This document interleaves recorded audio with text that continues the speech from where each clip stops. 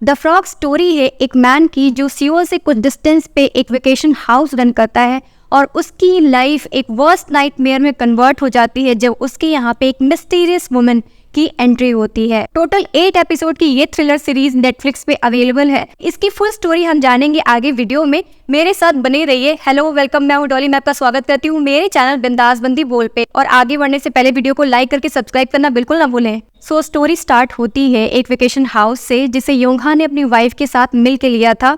जब वो सियोल छोड़ रहा तब वो कॉन्ट्रैक्टर की जॉब करता था। सियोल छोड़ने के टाइम पे वो अपना घर भी बेच देता है और हमेशा हमेशा के लिए इसी वेकेशन हाउस में शिफ्ट हो जाता है। And after death of his wife वो अपने बेस्ट फ्रेंड के साथ मिलके इस वेकेशन हाउस को अब रन करता है। और इसी के साथ एक और स्टोरी पैरेलल चलती है जिसमें होटल लेक व्यू का ओनर अपनी वाइफ के साथ मिलके ये होटल चलाता है। इधर योंगा के वेकेशन हाउस में एक मिस्टीरियस वुमन की एंट्री होती है जो एक छोटे बच्चे के साथ आई है। और उधर भारी बारिश होने की वजह से संगजन रोड पे एक रुकी हुई कार को देखता है। उसे लगता है कि शायद कोई गेस्ट है, तो वहां जाके उसे रिसीव करता है और अपने होटल में ले आता है और वो उसे अपने होटल का बेस्ट रूम ऑफर करता है। और इन दोनों स्टोरी के साथ में टाउन में एक न्यू ऑफिसर ज्वाइन होके आई है, Yoon Bomin. She is young and very talented. Yonga के वेकेशन हाउस पे वो और उसका बेस्ट फ्रेंड उस छोटे बच्चे के साथ काफी अच्छा टाइम स्पेंड करते हैं। बट कहीं ना कहीं वो बच्चा काफी सहमा सा रहता है और ये बात उन दोनों को थोड़ी सी अजीब लगती है। नेक्स्ट डे मॉर्निंग में योंगा सुपरमार्केट जाता है। वहाँ उसकी डॉटर उसे कॉल करती है और बोलती है कि वो नेक्स्ट वीक में अपने बॉयफ्रेंड के साथ वहाँ आएगी उससे मिलने के लिए।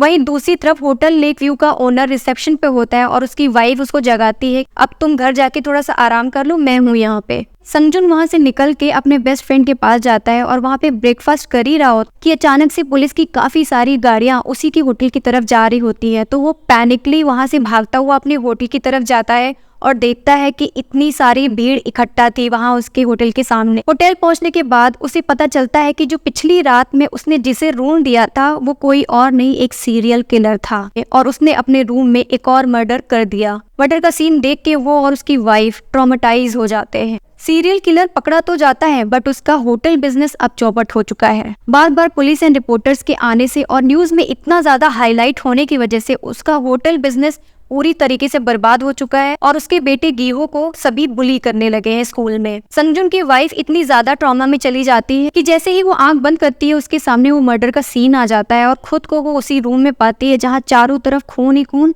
और सामने वो लाश पड़ी होती है जिसे दोनों संगजुन और उसकी वाइफ झेल रहे होते हैं। इस सिचुएशन में कुछ भी ना कर पाने की वजह से संगजुन डिसाइड करता है कि वो इस होटल को बेच देगा। उसका पूरा परिवार सड़क पे आ चुका है, उसकी बेटे की पढ़ाई बीच में ही रुक गई है और वो एक कंस्ट्रक्शन वर्कर बन गया और उसकी वाइफ वेट्रेस बन चुकी। इधर योंगा सुपरमार्केट से वापस आने के बाद देखता है कि उसकी वेकेशन हाउस में अजीब सा सन्नाटा है क्योंकि रास्ते में उसने उसी वुमेन को देखा था जो उसके यहाँ पे रहने के लिए आई थी। जब योंगा लौट के आता है और उसके रूम में जाता है तो वो रूम जरूरत से ज्यादा साफ था और बाथरूम से अजीब सी स्मेल आ रही थी। बहुत ही ज्यादा स्ट्रॉन्ग ब्लीच की स्मेल थी ये। उस रूम को देख के योंगा काफी परेशान हो जाता है और वो अपने बेस्ट फ्रेंड से ये बात पूछता है, क्या तुमने अपने पूरे करियर में ऐसा कोई गेस्ट देखा है जो जाते हुए रूम की और बाथरूम की पूरी सफाई करके जाए? और सबसे बड़ी बात, वो जाते टाइम अकेले थी। किसी भी कंक्लूजन पे आने से पहले उसने डिसाइड किया कि वो सब कुछ खुद चेक करे। वो अपने फ्रेंड की कार की डैश कैम से चेक करता है जहाँ उसे पता चलता है कि उस लेडी ने सच में उस छोटे बच्चे को मार के बैग में पैक करके अपनी कार में ले गई। ये फुटेज देख के वो काफी ज्यादा डर जाता है और काफी थॉट्स देने के बाद वो डिसाइड करता है कि वो ऐसा बिहेव करेगा कि यहाँ कुछ हुआ ही नहीं।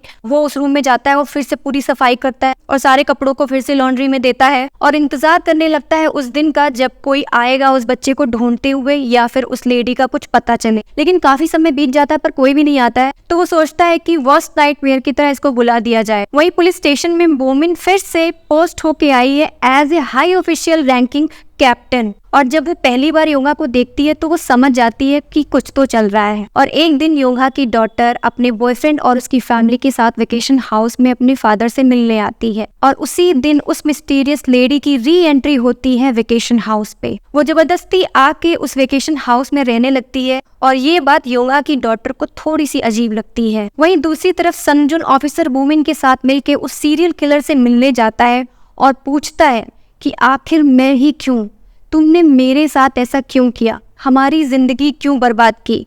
तो इस पे वो सीरियल किलर जवाब देता है, मैं बस वहाँ पे था वो तुम थे जो मुझे अपने होटल में लेके आए, तो ये सब कुछ सिर्फ और सिर्फ तुम्हारी गलती है। और ये बात सुन के संगजुन बहुत ज्यादा दुख और गिल्ट में चला जाता है और जाते जाते ऑफिसर बूमिन से बोलता है, डोंट बी ए फ्रॉग, किसी और के किए की सजा तुम मत झेलना। संगजुन की ये स्टोरी पास्ट की होती, पर ये पैरेलली योंगा की स्टोरी के साथ चलती हुई दिखाते, जो कि काफी टाइम के बाद पता चलता है कि ये पास्ट का इंसिडेंट था। अब योंगा कई बार कोशिश करता है पुलिस स्टेशन जाने की, बट बार बार वो लेडी उसे ब्लैकमेल करती है और अब उसका टारगेट कोई और नहीं योंगा की डॉटर है, जिससे वो बहुत ही ज्यादा डर जाता है और अपनी डॉटर से मिलने के लिए जाता है। और वो वहाँ पे देखता है कि वो काफी दूर से उस पे नजर रखी हुई होती है। जब वो पुलिस स्टेशन में होता है तो बाई चांस वो न्यूज दिख जाती है उसे होटल लेक व्यू वाली। वहाँ से वो पता करता है उसके ओनर का एड्रेस, तो पता चलता है कि वो एक पागल खाने में अभी है। वो संगजुन से मिलने वहाँ जाता है और वहाँ जाके पता चलता है कि संगजुन अभी भी उसी मोमेंट में है जहाँ पे वो और उसकी वाइफ मिलके होटल को चलाया करते थे।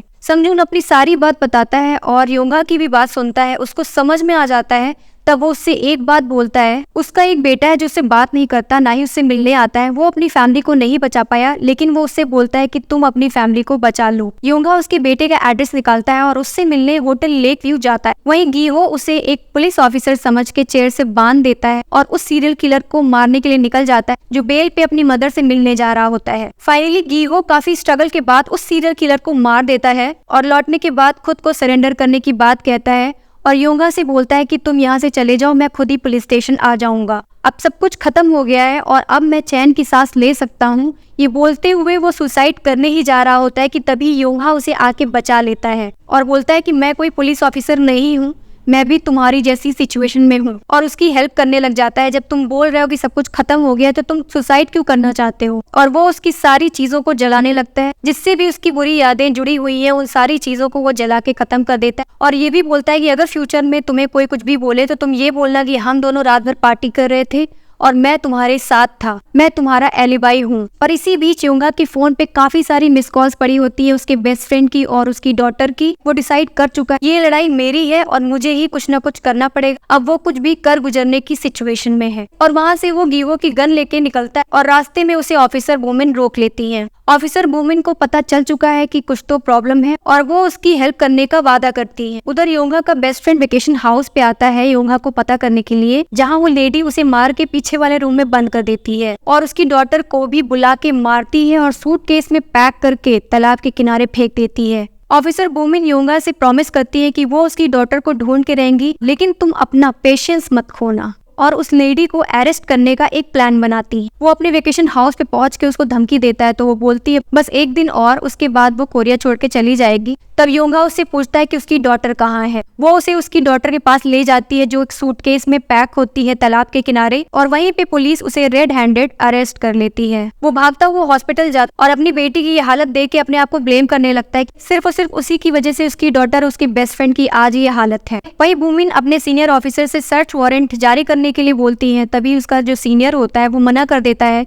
कि इसके फादर बहुत ही ज्यादा इन्फ्लुएंशियल हैं, हमें इन सब चीजों में नहीं पड़ना चाहिए, और उसे बेल मिल जाती है विद इन 2 आवर्स। वहाँ से वो सीधे निकल के लॉन्ड्री शॉप जाती है और वहाँ पे आग लगा देती है। और अब बारी आती है वेकेशन हाउस की। वहाँ पे जैसी वो पहुँचती है उसका एक्स हस्बैंड उसी गन के साथ पहुँच जाता है जिसे उसके खुद के फादर ने भेजा होता है मारने के लिए, और ये बात जान के उसे यकीन नहीं होता कि उसके खुद के फादर ऐसे कैसे कर सकते हैं। वो अपने फादर को कॉल करके पूछती है कि जो जेसिक बोल रहा है क्या ये सच है? तो उधर से आवाज आती है हाँ, क्योंकि वो अपनी साइको बेटी की पिक्चर्स लैपटॉप में देख रहा होता है। तभी वहाँ योंगा और ऑफिसर वुमेन भी आ जाते हैं। ऑफिसर वुमेन जेसिक को काफी समझाने की कोशिश करती है कि तुम कोई गलत काम मत करो, हम सब यहाँ पे हैं, हम सिचुएशन को संभाल लेंगे। तभी योंगा बीच में आके बोलता है कि हमें उसे नहीं रोकना चाहिए, उसका पूरा राइट है ऐसा करने का। ऐसी सिचुएशन में भी यू संघा स्माइल कर रही होती है और उसे प्रोवोक करती है कि जितनी बार भी मुझे मौका मिलेगा मैं तुम्हारे बेटे को मारूंगी और मरने के बाद भी उसका पीछा नहीं छोड़ूंगी। और उसका ये साइकोपन देख के जेसिक, योंगा और वुमेन